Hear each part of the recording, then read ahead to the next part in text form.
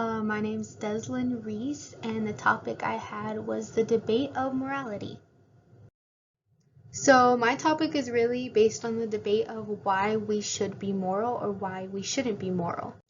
So, the definition of morality is a code of conduct or a guideline that guides society to behave in a certain way. With that, there are two main theories that really help describe morality, which is utilitarianism, which basically means that we act good or bad based on the consequences that we get, and then Kant theory, which says that good or bad actions that we do aren't based on the consequences, but the action itself. Okay, so along with those theories, some concepts that I used to help my argument is relativism, which is, give me a second, is the idea that someone else's truth is true because someone else said it. So I kind of thought that as a parent, you kind of raise your kids to act a certain way because that's your truth. And because of your truth, you kind of reflect that onto your kid, and that becomes their truth and morals. So it kind of just follows back along.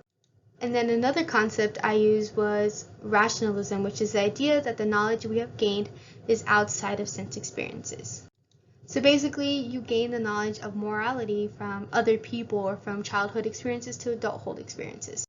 So say if you see someone acting immorally, such as lying, and you see them get punished for it, it kind of influences you to act morally in order to avoid getting punished in the first place. Okay, so a real life representation of the debate of morality I would like to think is serial killers. So serial killers are kind of seen as the scumbags of immorality, like they show what not to do in life. And when prosecutors or anyone comes in to psychoanalyze them, they're looking of why they did that. And in terms of me, it's like, why weren't they moral? Why did they choose to not be moral? So the questions that got me thinking is, did they even have morals in the first place to begin with? So after some research with the real life scenario, I've learned that we all have morals. It's not whether a choice of whether we want to act on them or not. It's more of that we have different set of morals. So say my set of morals is being honest, being truthful, loyal, and a serial killer's morals is, murdering, being deceiving, and stuff like that. So I think it's really important to understand why we choose to be moral, why we don't choose to be moral, in order to help us to continue being moral.